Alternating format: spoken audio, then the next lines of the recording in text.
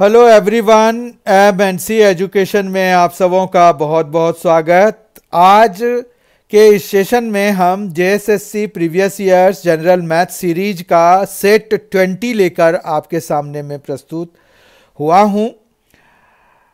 झारखंड कर्मचारी चयन आयोग द्वारा आयोजित परीक्षा में पूछे गए प्रश्नों का ये 20वां सेट का संग्रह है। संग्रह का 20वां सेट कह सकते हैं आप। इसमें जो हमने क्वेश्चन लिए हैं वो है झारखंड सब इंस्पेक्टर दरोगा पीटी एग्जाम के कोई एक पेपर में जितने 20 क्वेश्चंस आते हैं झारखंड में आए थे।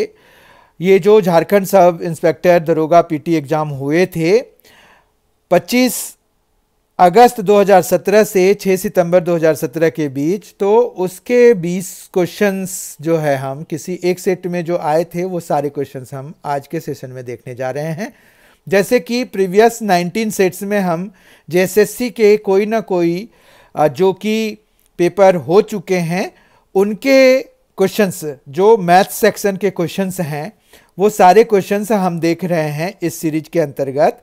तो आज जो है इसका 20वां सेट है। आई होप कि आपने 19 सेट जो इससे पहले आ चुके हैं 19 सेट्स वो सारे आप देख चुके होंगे। अगर किसी कारणवश आप लोगों ने नहीं देखा है तो प्लीज़ गो एंड सी। ये जो प्लेलिस्ट बना हुआ है क्वांटिटेटिव एप्टीट्यूड जनरल मैथ्स करके एमएनसी एजुकेशन चैनल में जो प्लेलिस्ट बना हुआ है क्वांटिटेटिव एप्टीट्यूड के नाम से बना हुआ है, तो वहाँ पर जाकर के आप एसएससी सीजीएल के प्रीवियस ईयर क्वेश्चंस भी देख सकते हैं, जो कि टायर 1 के पेपर वहाँ पर 25 सेट वहाँ पर सॉल्व किए गए हैं, तो वो उनके भी क्वेश्चंस देख सकते हैं। साथ ही जेएसएससी में जो क्वेश्चंस आए हैं उनमें एक एक पूरा पेपर, मतलब कोई भी एक पेपर मैंने उठाया है और उसमें जितने भी क्वेश्चंस मैथ्स के थे वो सारे सॉल्व करके उसमें वहाँ पर अपलोड किए हैं। तो आई होप कि ये जो प्रीवियस ईयर पेपर्स होते हैं काफ़ी हेल्पफुल होते हैं चीज़ों को समझने के लिए कि क्वेश्चंस कैसे आ रहे हैं, इनको समझने के लिए, कंसेप्ट्स को समझने के लिए। और एक बात और है कि ये जितने भी वीडियोस हैं ये सारे उस तरह से एक्सप्लेन किए गए हैं कि कोई भी जो बहुत अच्छी मैथ्स जिसकी नहीं है वो भी बड़े आराम से इनको समझ सकते हैं, क्योंकि जो भी फॉर्मूला या जो भी कंसेप्ट हो रहा है तो वो काफ़ी इलॉबरेट फॉर्म में, बहुत ही एक्सपेंडेड फॉर्म में डिस्कस किए गए हैं। तो आइए आज के सेशन की शुरुआत करते हैं। क्वेश्चन नंबर 1 है आज का, a line parallel to the side Y Z of the triangle X Y Z meets side X Y at O and the side X Z at M. If area of triangle X Y M is 25 square centimeter, then what is the area of the triangle X Z O. अब देखिए ये एक geometry से संबंधित question है, Euclid geometry से संबंधित question है।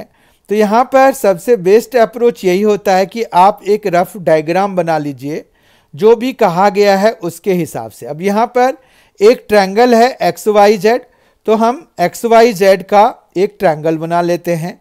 उसमें फिर ये कहा गया है कि a line parallel to the side Y Z, इसके पैरेलल एक साइड हम खींच देते हैं, यहाँ पर एक लाइन खींच देते हैं, साइड नहीं एक लाइन खींच देते हैं parallel to side Y Z के पैरेलल खींच दिया, जो कि एक्स वाई मतलब ये वाले साइड को ओ पर और एक्स जेड वाली साइड को एम पर इंटरसेक्ट कर रही हैं।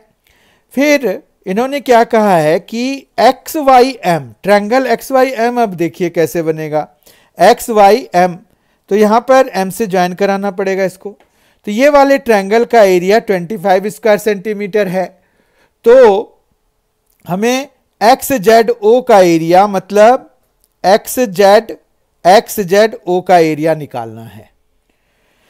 अब देखिए हमारे पास area of X Y M दिया हुआ है, एक्स वाई एम दिया हुआ है, जो कि दो ट्रायंगल्स एक्स ओ एम और वाई ओ एम को मिलके बना हुआ है ना। देखिए आप एक्स वाई एम जो एरिया ऑफ ट्रायंगल है वो दो को मिलके बना हुआ है। Area of X Y M is equal to आप लिख सकते हैं area of XOM plus area of YOM। ठीक है, ये देखिए ये वाला एरिया प्लस ये वाला एरिया मिलके ये पूरा टोटल एरिया बन जाएगा। ठीक है, यहां तक कोई दिक्कत नहीं है।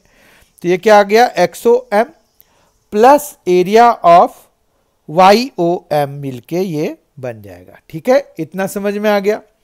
अब अगर आप देखिए तो यहां पर अगर जो दूसरा वाला हमें निकालने के लिए कहा गया है वो है एरिया XZO का।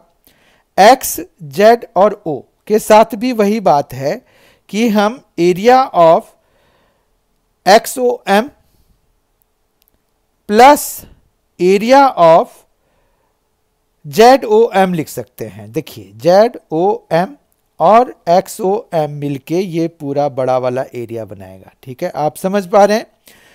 अगर वीडियो को पॉज करके समझ लीजिए, अगर आपको इसमें समझने में दिक्कत आ रही है आप खुद ही फिगर बनाइए और आपको ये समझ में आ जाएगा। ठीक है, फिर एक और कंसेप्ट है हमारे पास कि अगर कोई दो ट्रायंगल्स किसी सेम बेस और किसी सेम पैरेलल लाइंस के बीच में लाई कर रहे हैं तो उनके एरियाज बराबर होते हैं। ठीक है, तो ये एक पैरेलल लाइन का पेयर है, पेयर ऑफ पैरेलल लाइंस हैं ये दोनों, और इस पर सेम बेस पर एक ट्रायंगल, ये मतलब OM अगर बेस मान लीजिए तो उस पर OMY और OMZ दो ट्रायंगल्स खड़े हैं, और उस पर जो है इसका ये मतलब हुआ कि इन दोनों का एरिया, जो एरिया ऑफ YOM है और एरिया ऑफ ZOM है, वो दोनों आपस में बराबर हो जाएंगे। ठीक है, तो ये दोनों जब बराबर हैं, ये दोनों तो आपस में बराबर थे ही पहले से, तो इसका मतलब क्या हुआ कि ये दोनों आपस में बराबर हो गए।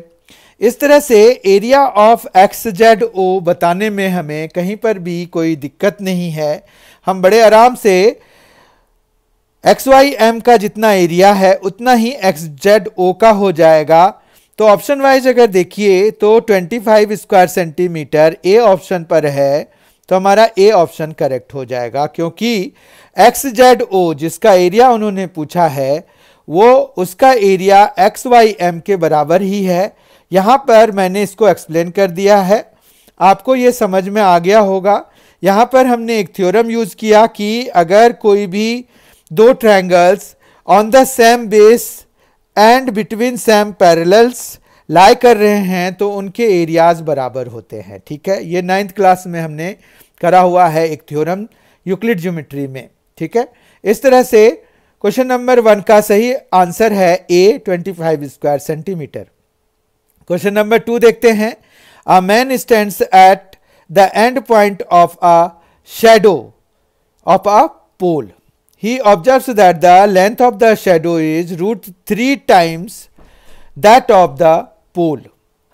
What is the sun's altitude? तो sun's altitude कितना है ये हमें बताना है।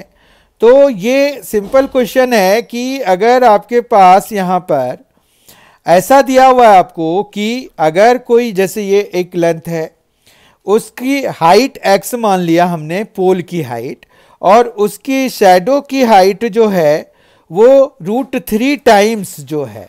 ठीक है, तो यहां पर यही है ना, he observes that the length of the shadow is √3 times that of the pole. Height of the pole x मान लीजिए, उसकी शैडो की लेंथ x √3 हो जाएगी according to the given question. What is the sun's altitude? तो let the sun's altitude be theta. तो हमारे पास यहां पर ये परपेंडिकुलर है इस वाले एंगल के लिए, अपोजिट साइड ये है, अपोजिट साइड को ही परपेंडिकुलर कहते हैं। जो एडजेसेंट साइड है उसको हम बेस कहते हैं, और P और B को जो रिलेट करता है वो tan थीटा होता है। तो P हमारे पास x है, B हमारे पास x √3 है, तो tan theta is equal to x/x √3। x से x कैंसिल करा दीजिए, तो tan थीटा 1/√3 थीटा के किस वैल्यू के लिए होता है ये हमें बताना है। तो थीटा यहाँ पर कितना आ जाएगा? तो थीटा यहाँ पर आ जाएगा जिसके लिए कि tan जो है 1/√3 हो तो वो 30 डिग्री होता है। ठीक है, तो इस तरह से सी ऑप्शन इसका करेक्ट हो जाएगा। ठीक है, क्वेश्चन नंबर 3 देखते हैं। यहां पर हमें फाइंड द वैल्यू ऑफ एक ट्रिगोनोमेट्रिक एक्सप्रेशन दिया हुआ है, हमें उसमें हमें वैल्यूज लगा करके इस एक्सप्रेशन की वैल्यू निकालनी है और ऑप्शन से वेरीफाई करना है कि कौन सा ऑप्शन इसका सही है। Sec square 30 degree, cot square 45 degree, cosec square 60 degree, cos square 30 degree की वैल्यू की जरूरत है इसमें। ठीक है, तो वन बाय वन हम देखते हैं। सेक स्क्वायर 30 डिग्री, तो पहले सेक 30 डिग्री की वैल्यू कितनी होती है, तो कॉस 30 का ये रेसिप्रोकल होता है। कॉस 30 की वैल्यू है √3/2, तो सेक 30 की वैल्यू कितनी हो जाएगी 2/√3 के बराबर। इस पर स्क्वायर लगा हुआ है तो हम इस पर स्क्वायर लगा देते हैं, प्लस डालिए। कॉट स्क्वायर पर आते हैं। Cot square 45 degree, cot 45 degree की वैल्यू है 1, उस पर स्क्वायर लगा हुआ है तो ये 1 स्क्वायर हो जाएगा। माइनस यहां कॉसेक स्क्वायर 60 डिग्री है। अब कॉसेक जो है वो साइन का रेसिप्रोकल होता है, साइन 60 होता है √3/2, तो कॉसेक 60 हो जाएगा 2/√3 के बराबर। उस पर स्क्वायर लगा हुआ है तो यहां पर स्क्वायर आ जाएगा। फिर कॉस स्क्वायर 30 डिग्री की बात अगर करें तो कॉस 30 जो है हमारे पास कितना होता है √3/2 होता है, और इस पर स्क्वायर लगा हुआ है तो ये स्क्वायर भी लग जाएगा। तो ये जो है 4/3 आ जाएगा, प्लस 1 माइनस ये हो गया 4/3 इंटू ये हो जाएगा 3/4। तो ये जब कैंसिल करा देंगे तो ये 1 हो जाएगा, ये 1 माइनस 1 कैंसिल हो गया। तो हमारा जो आंसर आ रहा है यहाँ पर सॉल्व होने के बाद वो है 4/3। और ऑप्शन वाइज अगर हम देखें तो बी ऑप्शन इसका करेक्ट हो गया, जिस पर कि 4/3 ऑप्शन है। तो इस तरह से क्वेश्चन नंबर 3 का बी ऑप्शन करेक्ट हो जाएगा। Question number 4, the ratio of the diagonals of 2 squares is 2:3, find the ratio of their areas. अब देखिए, अगर हमारे पास ratio of diagonals of 2 squares दिया हुआ है 2:3, तो उनके एरियाज का स्क्वायर हमें चाहिए। तो यहां पर अगर हम ये समझना चाहते हैं कि डायगोनल के टर्म में हम स्क्वायर का एरिया कैसे निकाल सकते हैं, तो ये देखिए, यहां पर अगर ये a है, ये भी a हो जाएगा क्योंकि स्क्वायर है, तो ये पाइथागोरस थ्योरम लग जाएगा और ये a√2 हो जाएगा। तो अब ध्यान रखिए कि जो स्क्वायर होता है उसके डायगोनल की लेंथ a√2 होती है, अगर उसके एक साइड की लेंथ a है तो a√2 हमने इसके एक डायगोनल की लेंथ बना ली। मान रखिए कि हमारे पास जो दूसरा स्क्वायर है उसका भी इसी तरह से कुछ b ले लेते हैं, तो ये b√2 हो जाएगा। ठीक है बात। अब जो है यहां पर a√2 बाय b√2 जो है वो हमें 2/3 दिया हुआ है, तो इसका सीधा मतलब तो ये हो गया कि a/b जो है, क्योंकि √2 तो कैंसिल हो जाएंगे, तो a/b हमारा 2/3 हो गया, मतलब उनके साइड्स के रेशियो भी 2:3 ही हो गए। फिर एरिया का रेशियो अगर चाहिए तो वो a²/b² से आएगा। तो एरिया का रेशियो जो है वो आ जाएगा रेशियो ऑफ एरियाज, वो हो जाएगा 2²/3², क्योंकि a²/b² से आएगा। तो ये आ गया 4/9। ऑप्शन वाइज अगर देखिए तो ये बी ऑप्शन इसका करेक्ट है, 4:9 जिस पर है। Question number 5, what is the area of the triangle whose sides are 8 centimeter, 19 centimeter and 15 centimeter. तो हमें यहां पर एरिया निकालना है। अब तीनों साइड्स अगर दिए हुए हैं तो हम इनका एरिया निकालने के लिए हीरोन्स फॉर्मूला का यूज करते हैं। हीरोन्स फॉर्मूले में हमें जो है सेमी पेरीमीटर निकालना पड़ता है। सेमी पेरीमीटर को हम एस से डिनोट कराते हैं, जो कि a plus B plus C by 2 के बराबर होता है, मतलब पेरीमीटर का आधा होता है। तो ये है 8 प्लस 19 प्लस 15 बाय 2। तो यहां पर आ जाएगा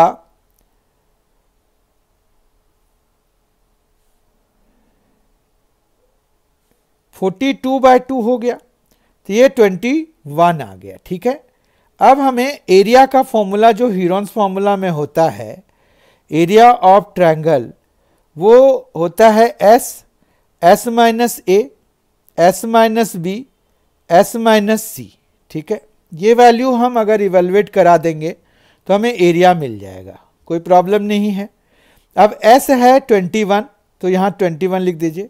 21 माइनस ए मतलब 8, तो 21 माइनस 8 तो 13 हो जाएगा। फिर 21 माइनस 19 तो 2 हो जाएगा, और 21 माइनस 15 तो 6 हो जाएगा। ठीक है, इस तरह से हम जो है यहाँ पर 21 को 7 इंटू 3 लिख देते हैं। 13 तो चूंकि प्राइम है तो उसको तो हम कुछ नहीं कर सकते, 2 ही रहेगा, प्राइम है। 6 को हम प्राइम के फैक्टर्स में 2 इंटू 3 लिख सकते हैं। फिर हमारे पास दो 2 के लिए एक 2 बाहर निकाल लेते हैं। उसके बाद दो 3 के लिए हम एक 3 बाहर निकाल लेते हैं, और ये 13 और 7 जो है, ये 13 और ये 7, ये इधर ही रह जाएगा, जिनका कि प्रोडक्ट होता है 91। तो इस तरह से 6 root under of 91 square centimeter जो है एरिया हो जाएगा ट्रायंगल का, जो कि ऑप्शन वाइज अगर देखें तो ये डी ऑप्शन इसका करेक्ट हो जाएगा। ठीक है, आई होप कि इसका एक्सप्लेनेशन भी आपको अच्छी तरह से समझ में आ गया होगा। यहाँ पर हम हीरोन्स फार्मूला लगाते हैं। हीरोन्स फार्मूला हम तब लगा सकते हैं, ऐसे तो हम किसी भी ट्रायंगल पे हीरोन्स फार्मूला लगा सकते हैं जिसमें कि हमें तीनों साइड्स दी हुई हो, पर in the absence of some conditions, जैसे कि वो परपेंडिकुलर साइड्स अगर निकल जाते हैं, पैथागोरियन ट्रिपलेट्स आ जाते हैं, तो वहाँ पर हम हाफ बेस इंटू हाइट भी लगा सकते हैं। लेकिन यहाँ पर जहाँ पर पता ना चले तो आप हीरोन्स फार्मूला लगा लीजिए, तो भी आपको आंसर मिल जाएगा। क्वेश्चन नंबर 6 देखते हैं। What is the area of the sector of 60 degree cut off from the circle of diameter 42 centimetre. अब देखिए यहाँ पर एक सर्कल हम बना लेते हैं। एक सर्कल है हमारे पास, और उसका डायमीटर अगर 42 दिया हुआ है, तो उसका रेडियस जो है कितना हो जाएगा, 21 सेंटीमीटर हो जाएगा। ठीक है बात। अब जो है यहाँ पर ये कह रहे हैं कि इस सेक्टर का क्या एरिया हो जाएगा, जो कि सेंट्रल एंगल 60 डिग्री सबटेंड कर रहा है एट द सेंटर। इस सेक्टर का, ये सेक्टर हो गया ना, तो इस सेक्टर का एरिया पूछ रहे हैं। तो एरिया ऑफ सेक्टर हो जाएगा हमारे पास, area of sector is equal to theta by 360 into pi r square हो जाता है। ठीक है, थीटा है 60 डिग्री, 60 बाय 360 इंटू पाई हम 22/7 ले लेते हैं, और आर स्क्वायर जो है 21 का स्क्वायर हो जाएगा। अब इसमें हम कैंसिलेशन कराते हैं, तो 6 टाइम्स में कैंसिल हो जाएगा, 60 से 36। अब यहाँ पर 2 3 और 2 11 कर लेते हैं। 3 इंटू 7 से एक 21 कैंसिल करा देते हैं। अब हमारा काम शॉर्ट हो गया, वो हो गया कि 21 को 11 से मल्टीप्लाई करा देते हैं। तो ये कुछ इस तरह से हम कर सकते हैं। तो ये आ गया 132, यानी कि 231। ठीक है, 231 स्क्वायर सेंटीमीटर इसका आंसर आ गया। तो ऑप्शन वाइज अगर हम देखें तो डी ऑप्शन इसका करेक्ट है। ठीक है, इसमें हमने सेक्टर का एरिया का फॉर्मूला लगाया है, इसको आप ध्यान से देख लीजिए। आगे बढ़ते हैं। Question number 7। Ashish borrowed 70,000 at simple interest from the village rural cooperative bank.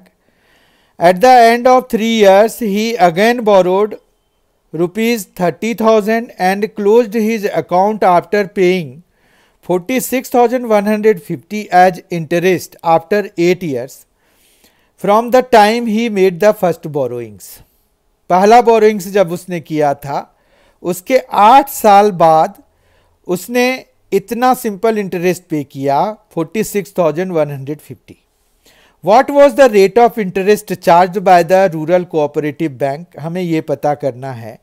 तो अगर हम रेट ऑफ इंटरेस्ट आर ले लेते हैं तो देखिए ये 70,000 जो है उसने कितने साल तक रखा अपने पास। उससे पहले आप SI का फॉर्मूला देख लीजिए। SI इज सिंपल इंटरेस्ट, ये होता है PRT बाय 100, मतलब principal, rate of interest, time, इनको मल्टीप्लाई करके अगर आप 100 से डिवाइड करा देते हैं तो आपको जो मिलता है वो है सिंपल इंटरेस्ट। ठीक है, अब यहां पर P मतलब प्रिंसिपल, प्रिंसिपल मतलब मूलधन, तो यहां 70,000 जो है मूलधन है। तो यहां पर दो अलग अलग मूलधन दिए हुए हैं और दो अलग अलग समय भी है, क्योंकि 8 साल तक ये पैसा आशीष के पास रहा तो इस पर 8 साल का इंटरेस्ट लगेगा। ठीक है, तो 70,000 पे रेट ऑफ इंटरेस्ट आर मानते हुए टाइम 8 इयर्स लगा दीजिए और 100 कर दीजिए। ठीक है, जबकि ये 30,000 जो है वो उसने 3 साल के बाद लिया था, पहले वाले के लेने के 3 साल के बाद लिया था। तो 30,000 हो गया इंटू आर हो गया और ये फिर यानी कि 5 इयर्स तक ही उसके पास रहा। तो इस 30,000 पे तो 5 इयर्स का ही चार्ज लगेगा और दोनों मिला के उसने जो पेमेंट करी है वो है 46,150। तो 46,150 लिख देते हैं। अब यहां पर कैंसिलेशन शुरू कराते हैं। ये देखिए दोनों जीरोस ऐसे ऐसे कैंसिल करा दीजिए। अब यहां पर क्या हो गया, 8 7 56 हो गया, तो 5600 आर प्लस यहां पर 3 और 5 तो 1500 हो जाएगा। इन दोनों को जब हम मल्टीप्लाई कराएंगे तो आर, और ये है 46150। ठीक है बात। तो यहां पर जो है ये आ जाएगा 0 0, ये आ जाएगा 1 और ये हो जाएगा 7। ठीक है, तो 7100 आर इज इक्वल टू 46150 ये हो गया। तो आर की वैल्यू अगर हमें निकालनी है तो 46,150 को 7100 से डिवाइड कराने की जरूरत होगी। तो हम उनको डिवाइड कराते हैं। तो यहाँ पर एक जीरो ऐसे कैंसिल करा दीजिए। अब जो है 5 से कैंसिल हो सकता है और 5 से जब हम कैंसिल कराएंगे तो यहाँ पर कितना आ जाएगा, ये आ जाएगा 142 आ जाएगा 710 के लिए। और 5 से जब इसको कैंसिल कराएंगे तो 5 9 45, 1 हुआ, 5 2 10, 5 3 तो 923 हो गया। अब ये जो है 6.5 बन रहा है। ठीक है, तो 6.5% जो है रेट ऑफ इंटरेस्ट निकल के सामने आया, यानी कि वो जो रूरल कोऑपरेटिव बैंक है वो 6.5% रेट ऑफ इंटरेस्ट चार्ज कर रहा था आशीष से। ठीक है, आई होप कि आपको ये क्वेश्चन समझ में आ गया होगा, इसका एक्सप्लेनेशन भी समझ में आ गया होगा। अब आगे बढ़ते हैं। उसमें ये है कि 4 फ्रेंड्स हैं, 4 friends, Alka, Bahadur, candy and Dorothy have 8, 21, 13 and 31 marbles with them respectively. How many same number of marbles they must buy so that ratio of number of marbles with Alka and Bahadur is same as the ratio of number of marbles with Candy and Dorothy. अब देखिए अलका के पास कितना है, 8 है, बहादुर के पास कितना है, 21 है, और कैंडी के पास कितना है, 13 है, और डोरोथी के पास कितना है, 31 है। अब ये कह रहे हैं कि एक ही नंबर, मतलब सेम नंबर ऑफ मार्बल्स इन सभी को परचेज करने हैं, है ना। यहां पर है मस्ट बाय, परचेज करने हैं, जो कि इन दोनों का जो अलका और बहादुर का रेशियो है और जो कैंडी और डोरोथी के मार्बल्स का रेशियो है वो आपस में बराबर हो जाए। ठीक है, रेशियो बराबर हो जाए, ठीक है। तो ये एक इक्वेशन आपको बन के निकलेगा यहां से। अब अगर हम 31 इंटू 8 कराएं तो 248 हो जाता है, प्लस 8 इंटू एक्स और 31 इंटू एक्स तो 39x हो जाएगा, प्लस एक्स स्क्वायर भी आएगा साथ में। ये 13 इंटू 21 जो है 13 और 26 प्लस 1 तो 27, ठीक है। फिर यहां पर 21 प्लस 13 हो जाएगा, तो 21 प्लस 13 होता है 34x और फिर प्लस एक्स स्क्वायर, ठीक है। बात समझ रहे हैं आप। फिर यहां पर देखिए ये एक्स स्क्वायर इस एक्स स्क्वायर से कैंसिल हो जाएगा, 39x और 34x इसको इधर लेके आएंगे, माइनस कराएंगे तो 5x बचेगा हमारे पास। ये 273 है और 248 है। 273 में अगर हम 248 माइनस कराएंगे तो हमें मिलेगा कितना, 25, ठीक है।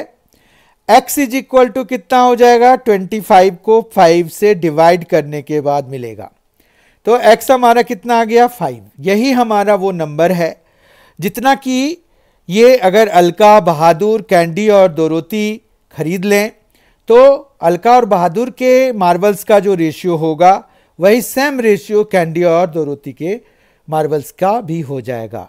तो ये सी ऑप्शन इसका करेक्ट है, जिसमें कि 5 मार्बल्स परचेज करने की बात की गई है। क्वेश्चन नंबर 9 देखते हैं। Sahil can do a piece of work in 24 days.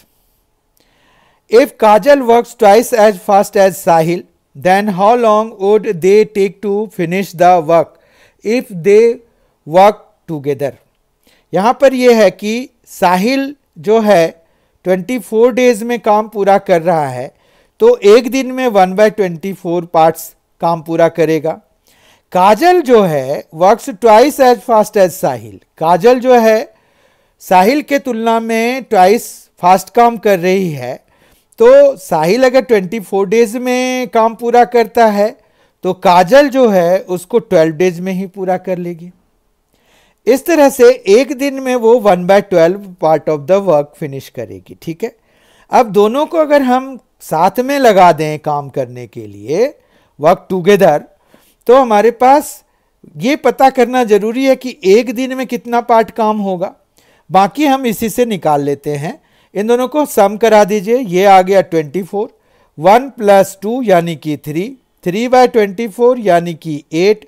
तो यहाँ पर 1/8 वर्क अगर एक दिन में पूरा हो रहा है तो टोटल वर्क कितने दिन में पूरा हो जाएगा, 8 डेज में पूरा हो जाएगा, अगर वो दोनों आपस में मिलकर काम कर रहे हैं। तो अगर हम ऑप्शन वाइज देखें तो डी ऑप्शन इसका करेक्ट है, 8 डेज, ठीक है। आई होप कि आपको इसका भी एक्सप्लेनेशन समझ में आ गया होगा। Question number 10, for what value of m will the equations 3x + my + 18 is equal to 0 and x + 2y + 6 is equal to 0 represent coincident lines. Coincident lines का दो इक्वेशंस रिप्रेजेंट करते हैं तब जब a1/a2 is equal to b1/b2 is equal to c1/c2 होता है। अब यहां पर a1 a2 b1 b2 c1 c2 जो हैं ये coefficients of x y and the constant terms होते हैं, ठीक है।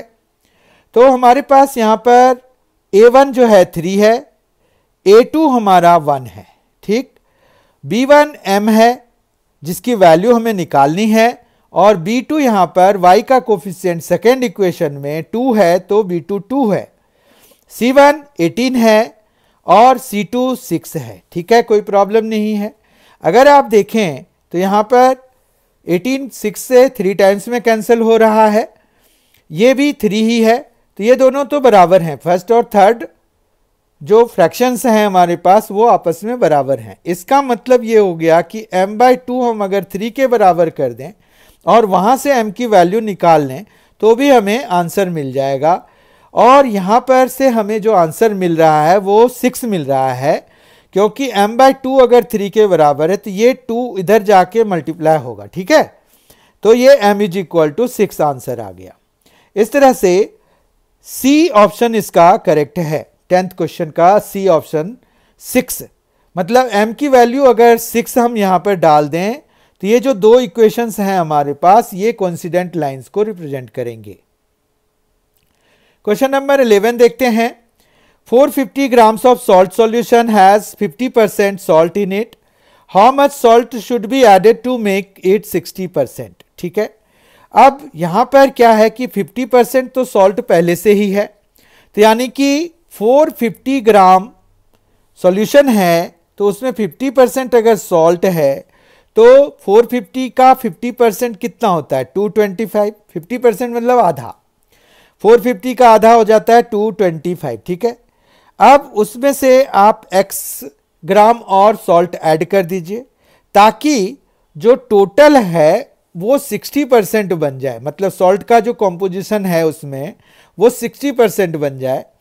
तो 450 तो पहले से ही था, x आपने और मिला दिए, इंटू 100 कराइए, ये 60 के बराबर होना चाहिए। इसका यही इक्वेशन बन गया, क्योंकि परसेंटेज कैसे निकलता है, ये जितना जो भी चाहिए उसका अपॉन टोटल इंटू 100 कराते हैं तो हमें परसेंटेज मिलता है। ठीक बात है। यहां से हम अगर कैंसिल कराएं तो ये कुछ इस तरह से कैंसिल होगा, ये 2 से भी कैंसिल हो रहा है तो करा देते हैं।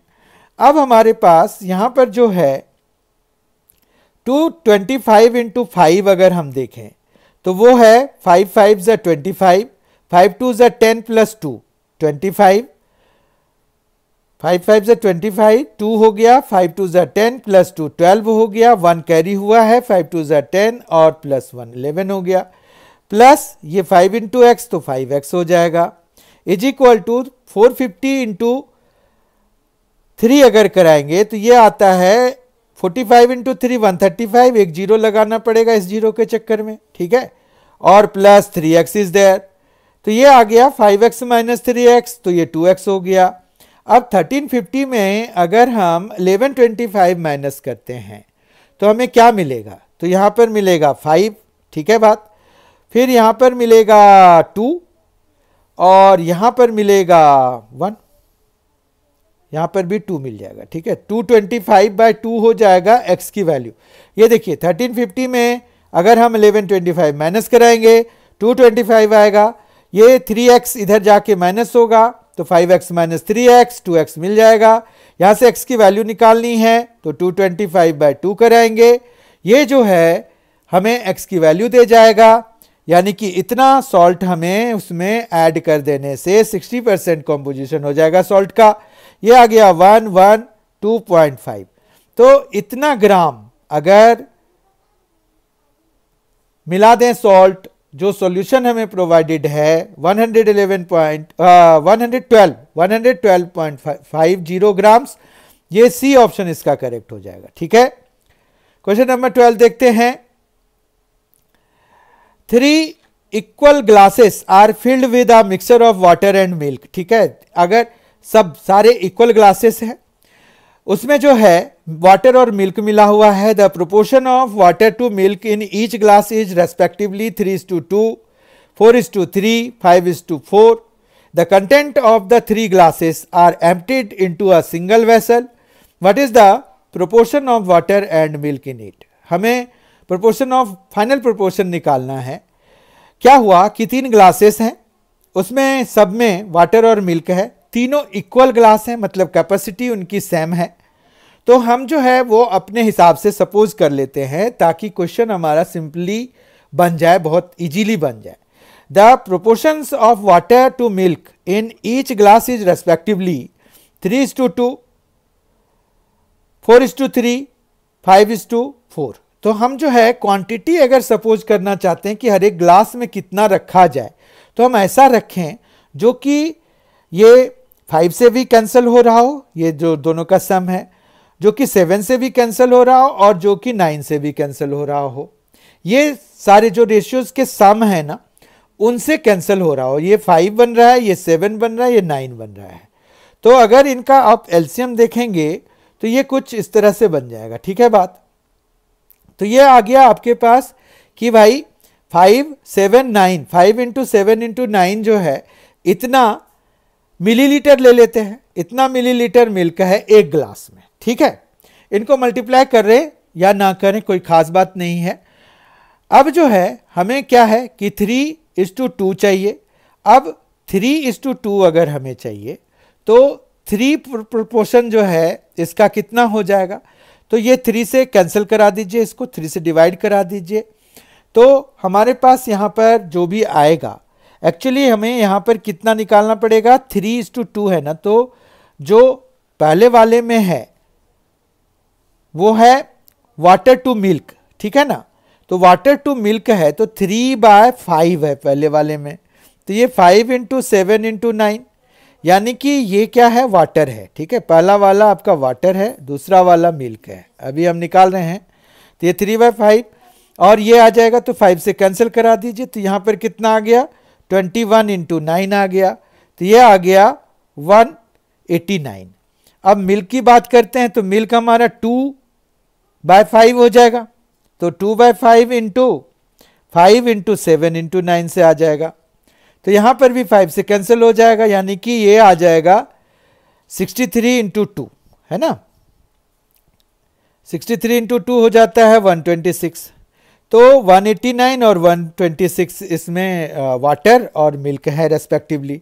दूसरे वाले ग्लास की बात करें तो 4/7 आएगा, इसमें आ गया 5 × 7 × 9, तो यहाँ से 7 कैंसिल करा दीजिए, तो 45 × 4 हो गया, तो ये 180 आ गया।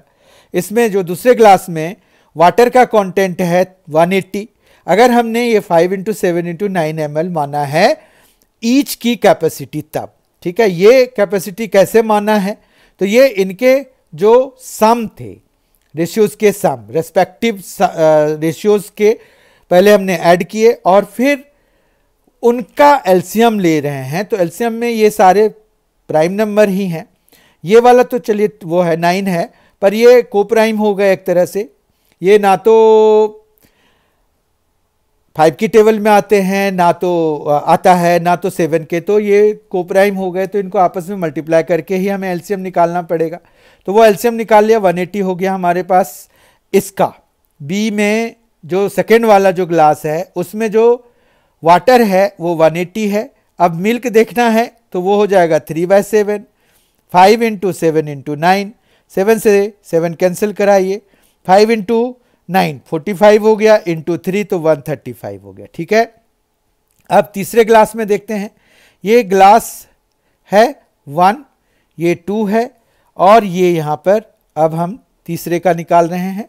तो थर्ड वाले में क्या कंपोजिशन है, 5:4 है, तो 5/9 हो जाएगा, इंटू 5 × 7 × 9, तो ये 9 कैंसिल हो गया, 35 × 5 होता है 175, ठीक है।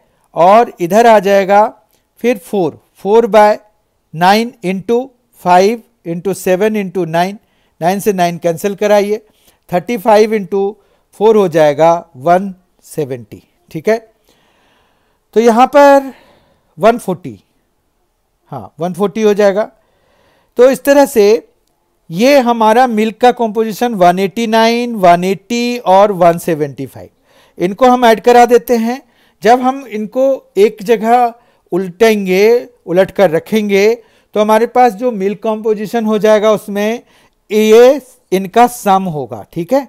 इनको सम कर देते हैं, 9 + 5 4, फिर यहाँ 14 1 कैरी हुआ तो 9, 8 17 + 7 तो 24, तो ये 4 हो गया, 2 1 3 1 4 1 5 तो 544 हो गया। ये मिल्क वाटर का है, ठीक है, वाटर का कंपोजिशन है।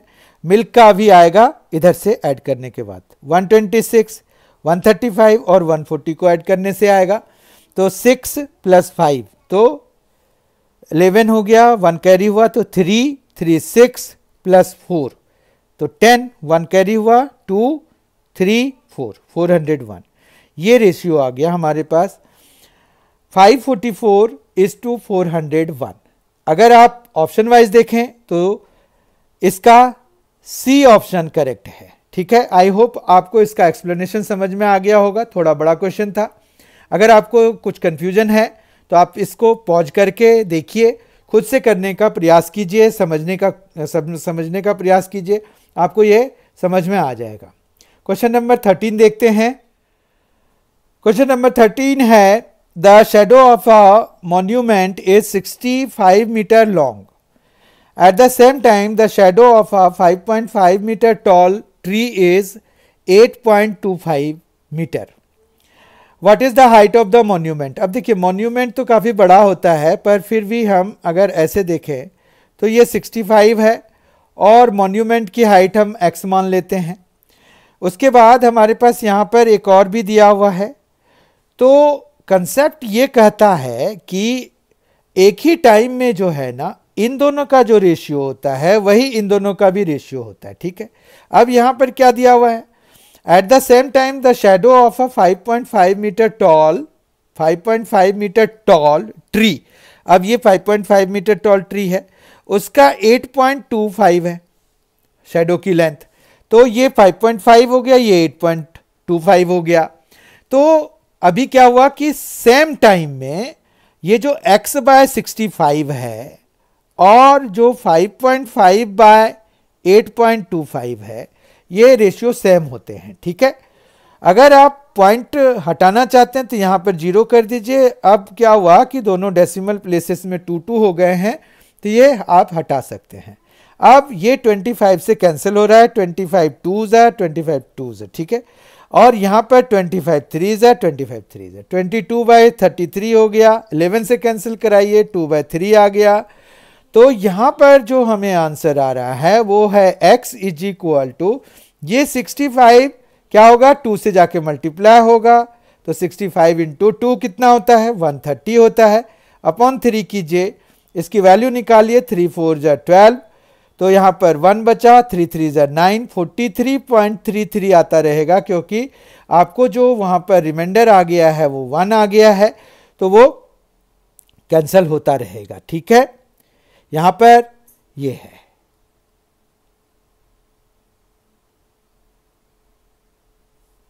तो अगर ऑप्शन वाइज देखें तो ये 43.33 मीटर जो है इसका करेक्ट आंसर होगा।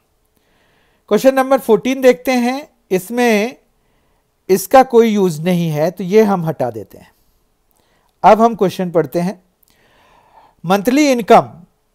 Monthly incomes of Tenali and Rama are in the ratio 5:4 and monthly expenses of Rama and Tenali are in the ratio 7:9 है। यहाँ देखिए तेनाली और रामा दिया हुआ है, यहाँ रामा और तेनाली दिया हुआ है, तो बहुत ध्यान से करने की जरूरत है। अब देखिए इनका जो है 5x मान लीजिए कि तेनाली का इनकम है और रामा का जो है फिर इस हिसाब से 4x हो जाएगा, क्योंकि 5:4 है। दोनों के जो एक्सपेंसेस दिए हुए हैं वो उलट करके दिए हुए हैं, 7:9 दिए हुए हैं, तो -9y हो जाएगा। अगर हम इनके रेशियो को मान रहे हैं कि भाई 9y हो जाएगा, मल्टीप्लाइंग फैक्टर y ले लेते हैं। फिर दोनों सेव कर रहे हैं, ईच सेव्स ₹5,000 पर मंथ। ठीक है, तो इसका भी 5,000 बच रहा है, इसका भी 5,000 बच रहा है, कोई प्रॉब्लम नहीं है इसमें। फिर जो है हमें what is the annual income of Tenali पूछ रहे हैं, तो हम जो है इनकम ऑफ तेनाली निकालने के लिए x की वैल्यू हमें चाहिए होगी। तो हम ऐसा करते हैं कि y किसी तरीके से कैंसिल हो जाए, तो यहाँ पर इसको हमें 7 से, मतलब इस इक्वेशन को हमें 7 से मल्टीप्लाई कराना पड़ेगा और इसको हमें 9 से कराना पड़ेगा, तब जाके y के कोफिशिएंट सेम होंगे। ठीक है बात, क्यों? क्योंकि इसका जो है 9 है, इसका 7 है, तो ये दोनों को प्राइम है आपस में, इसीलिए हमें उनके एलसीएम से नहीं, सीधा सीधा ही एक दूसरे से मल्टीप्लाई कराना पड़ता है। ठीक है, तो ये 7 से जब मल्टीप्लाई करा रहे हैं तो ये 35x हो रहा है, ये हो रहा है 63y और ये हो जाएगा 35,000। ठीक है, 9 से जब मल्टीप्लाई कराया तो ये 36x हो जाएगा, माइनस ये 63y हो जाएगा। एक्चुअली यही कारण था कि हमने मतलब इक्वल बनाने के लिए ही ऐसा किया था, और ये हो जाएगा 45,000। अब इनको हम सॉल्व करते हैं माइनस करके, तो ये माइनस ये प्लस हो जाएगा, ये कैंसिल हो जाएगा, यहाँ पर -x आ जाएगा और ये इक्वल टू हो जाएगा -10,000, क्योंकि 35,000 है ये, और -45,000 करेंगे तो हमें 10,000 आ जाएगा। इस तरह से x की वैल्यू कितनी आ गई 1,000। अब 10,000, x की वैल्यू 10,000 आ गई है।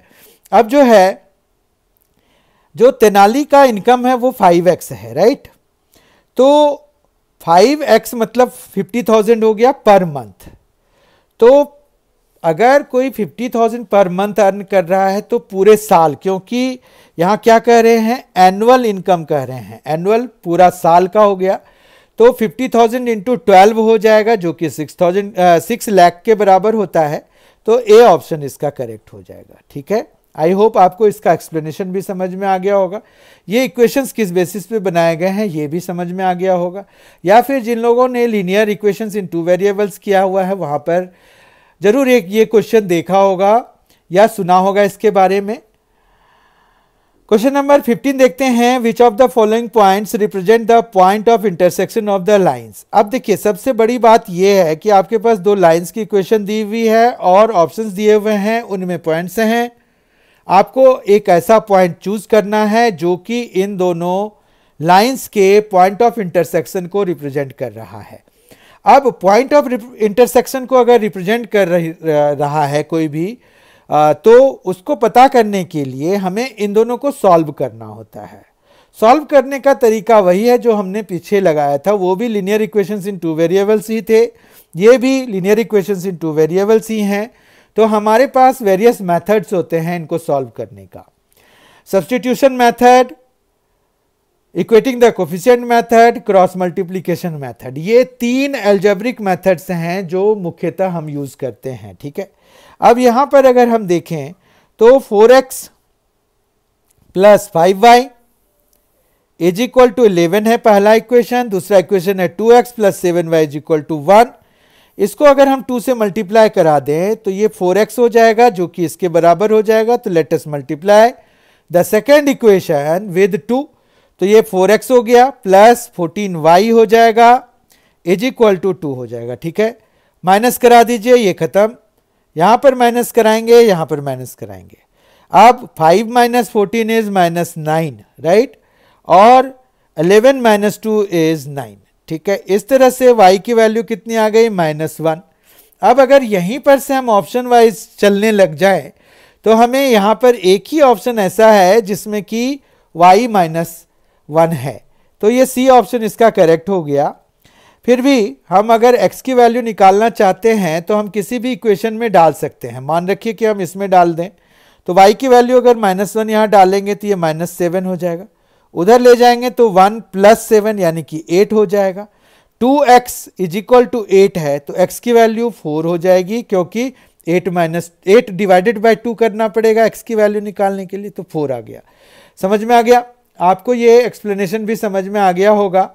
अगर हमारे पास दूसरा ऑप्शन रहता जिसमें कि -1 रहता, तब हमें x की वैल्यू निकालने की जरूरत होती, अदरवाइज हम सिर्फ y की वैल्यू निकाल करके भी काम चला सकते हैं। ठीक है, क्वेश्चन नंबर 16 देखिए, cost of levelling a field in the form of a trapezium. Trapezium shaped एक फील्ड है, उसका कॉस्ट ऑफ लेवलिंग दिया हुआ है 3500 और rate of at the rate of ₹10 पर स्क्वायर मीटर दिया हुआ है। मतलब रेट ऑफ लेवलिंग जो है वो 10 पर स्क्वायर मीटर है। The parallel sides of the field are 44 metre and 26 metre long. What is the distance between the parallel sides of the field. देखिए, सिंपल बात यह है कि फील्ड हो या सिंपल ज्योमेट्रिकल, अगर हमारे पास यहाँ पर छोटा सा दिया होता तो बात तो हम एक ही कर रहे होते हैं इसमें। जैसे यहाँ पर अगर उन्होंने कहा है कि पैरेलल साइड्स जो है 44 और 26 मीटर है, हमें ये लेंथ निकालनी है, तो एरिया का फॉर्मूला लगाना है। अब देखिए, cost of total cost by rate जब कराएंगे तो हमें एरिया निकल जाएगा। ठीक है, तो एरिया हमारा आ गया 3500 बाय 10 यानी कि 350। तो 350 स्क्वायर मीटर जो है इसका फील्ड का एरिया है, मीटर स्क्वायर। अब एरिया का एक और फॉर्मूला हमें लगाना पड़ेगा, वो होता है half into sum of parallel sides, मतलब 26 into plus 44, 26 plus 44 sum of parallel sides into height, अगर हाइट हमने इसको माना हुआ है, और ये किसके बराबर हो जाएगा, जो एरिया हमने अभी ऑब्टेन किया है 350 के बराबर, ठीक है। तो यहाँ से h इज इक्वल टू कितना आ जाएगा 350 इंटू 2 बाय ये हो जाएगा 70, यहाँ से 35 में कैंसिल हो जाएगा, 35 से ये 10 टाइम्स में, तो हाइट इसका कितना है, मतलब हाइट ऑफ द ट्रेपेजियम कह लीजिए या डिस्टेंस बिटवीन पैरेलल साइड्स कह लीजिए, तो वो कितना आएगा इसमें 10 मीटर आ गया, 10 मीटर आ गया, ठीक है। तो ऑप्शन वाइज ए ऑप्शन इसका करेक्ट हो जाएगा। ओके, आगे बढ़ते हैं। Question number 17, the line 2x minus 3y is equal to 6 meets y axis at which of the following points। देखिए y axis पे मीट कर रहा है, किस पॉइंट पे ये लाइन मीट कर रही है, y axis को ये पता करना है। क्वेश्चन देखिए, the line 2x minus 3y is equal to 6 meets y axis at which of the following points। तो हमें एक बात का ध्यान रखना पड़ेगा कि जब भी कोई लाइन x एक्सिस को मीट करती है तो y कोऑर्डिनेट उसका 0 हो जाता है, y वैल्यू उसकी 0 हो जाती है। उसी तरह से y एक्सिस को अगर मीट करती है तो x वैल्यू 0 हो जाती है। तो इस तरह से 2 into 0 minus 3y is equal to 6 हो जाएगा। तो y इज इक्वल टू कितना हो जाएगा 6 बाय माइनस 3, क्योंकि ये तो 0 ही हो गया। फिर y की वैल्यू निकालने के लिए हमें 6 को माइनस 3 से डिवाइड कराना पड़ेगा, जो कि आंसर दे जाएगा 6 को जब आप माइनस 3 से डिवाइड कराएंगे तो आपको क्या मिलेगा -2 मिलेगा, ठीक है। तो y तो -2 हो गया और x ऑलरेडी हमने 0 रखा हुआ है, क्योंकि ये होता ही है y एक्सिस पे जो x कोऑर्डिनेट होता है वो 0 होता है। तो 0,2 is the required, 0,-2 is the required coordinate, जहां पर कि ये लाइन y एक्सिस को मीट करेगी। तो 0-2 is the correct answer for this, यानी कि बी ऑप्शन इसका करेक्ट है। क्वेश्चन नंबर 18 देखते हैं। For what value of m will the system of equations 9x plus 3y is equal to 17 and mx plus y is equal to 7 has a unique solution। हमने अभी इसी तरह का एक क्वेश्चन देखा था जिसमें कि हमें m की वैल्यू निकालनी थी, उसमें कोइंसिडेंट लाइंस के बारे में पूछा हुआ था इसी सेट में। अब दूसरा ये क्वेश्चन पूछ दिया है उन्होंने कि m की वैल्यू निकालिए जिसके लिए कि ये यूनिक सॉल्यूशन हो। ये बड़ा ही इंटरेस्टिंग क्वेश्चंस हैं और उससे भी ज़्यादा अगर आप देखेंगे तो इसके ऑप्शंस बड़े इंटरेस्टिंग हैं। देखिए 4 है, 1 है, 8 है, ऑल ऑफ दिस दिया हुआ है। मतलब ये बहुत रेयर ऑप्शंस होते हैं हमारे एमसीक्यू में, हमने इतने एमसीक्यू किए होते हैं, आप बहुत ही कम जगहों पे देखेंगे कि ऑल ऑफ दिस दिया हुआ है। साइंस में तो फिर भी होता है, मैथ्स में यूजुअली ये नहीं होता है।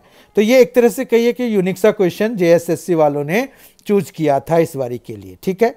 अब आ जाते हैं मेन कंटेक्स्ट पे। मेन कंटेक्स्ट ये है कि हमें इन दोनों लाइंस को ऐसा सॉल्व करना है कि यूनिक सॉल्यूशन हो जाए, उसके एवज में हमें m की वैल्यू निकालनी है, m की वैल्यू का पता करना है, ठीक है।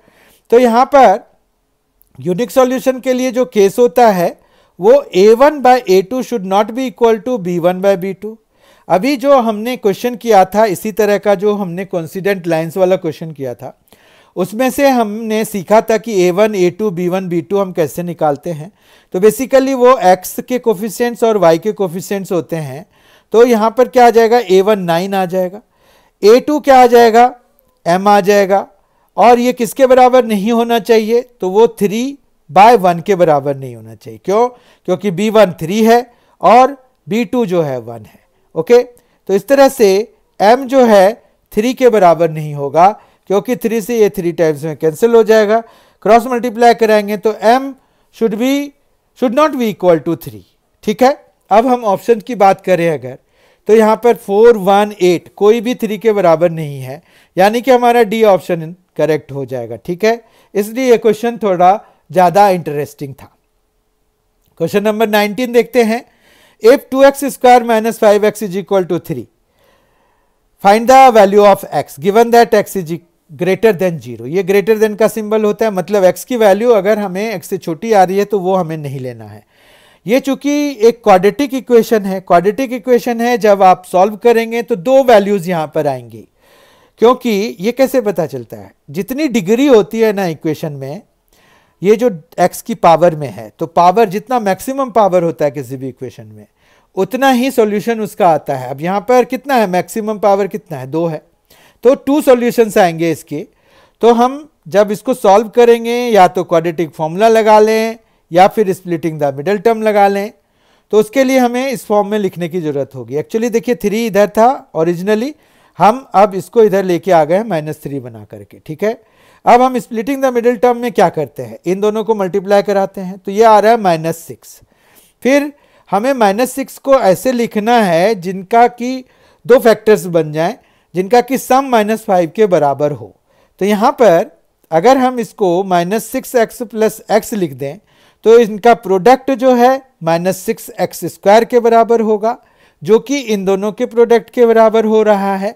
और इन दोनों को अगर सम कराएंगे तो वो देखिए इसके बराबर है। इस तरह से ये कुछ इस तरह का बन गया है। अब पहले 2 से हमें जो कॉमन आ रहा है वो ले लेंगे, तो 2x कॉमन आ रहा है तो x - 3 विल रिमेन देयर। इन दोनों में 1 ही कॉमन आ रहा है तो x - 3 आ गया इक्वल टू 0। 2 फैक्टर्स आए x - 3 और 2x + 1, ये इक्वल टू 0। 1 बाय 1 अगर हम इनको 0 से बराबर कराएंगे तो x = एक तो 3 आ जाएगा, एक -1/2 आ जाएगा। ठीक है, बात समझ रहे हैं। तो अगर हम देखें तो चूंकि इन्होंने पहले ही एक प्रायर कंडीशन भी डिफाइन किया हुआ है कि x जो है 0 से बड़ा होना चाहिए, तो यहाँ पर x की वैल्यू हम सिर्फ 3 ही ले पाएंगे, ये वैल्यू हम नहीं ले पाएंगे। ठीक है, ऑप्शन वाइज देखते हैं तो ए ऑप्शन इसका करेक्ट है जो कि 3 है। ठीक है, तो आपको सारी चीजें देख करके सॉल्व करना होता है।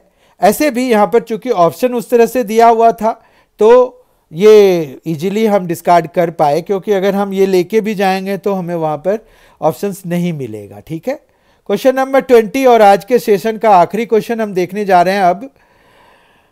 The length of a side of a rhombus is 13 centimetre and one of its diagonals is 24 centimetre. देखिए एक रोम्बस है, रोम्बस में क्या खास बात होती है कि उसके सारे साइड्स बराबर होते हैं पर उनके डायगोनल्स जो है ना बराबर नहीं होते हैं। ठीक है, तो यहाँ पर सारे साइड्स बराबर हैं, तो यहाँ पर साइड ऑफ रोम्बस जो है 13 दिया हुआ है तो हम ये 13 ले सकते हैं।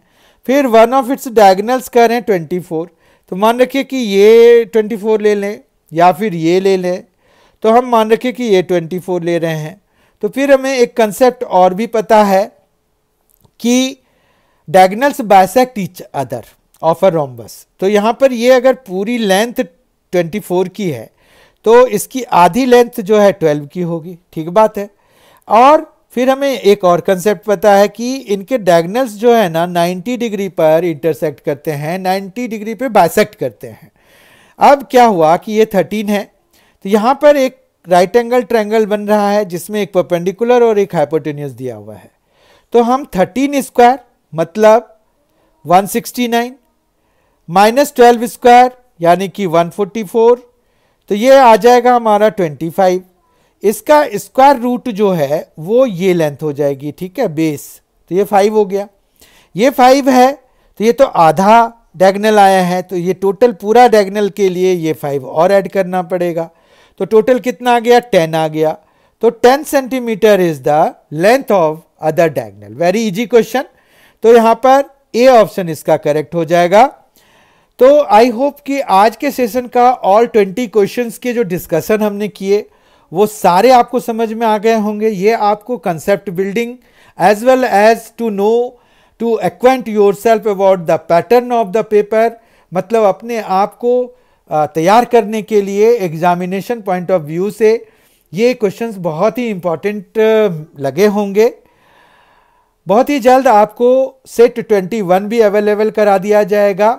इसमें 25 सेट्स आने हैं, अभी 5 सेट्स और आएंगे, 19 सेट्स और आज को मिला के 20 सेट्स आ चुके। तो आई होप अगर कोई आप लोगों ने नहीं देखा है वो अलग बात है, आप उनको देखिए, पर मुझे लगता है कि आप सबों ने इससे पहले के सारे सेट्स देख लिए हैं और आपने उनको एडमायर भी किया होगा। अगर आपको उसी तरह से ये वीडियो भी पसंद आया है तो आप इसको लाइक करें, अपने दोस्तों के साथ स्टडी ग्रुप में शेयर करें और MNC एजुकेशन को सब्सक्राइब करें and press the bell icon so that you get all the notifications of upcoming videos. Thank you so much for being with us. Thanks a lot. Enjoy yourself and be very well prepared for any competitive examinations.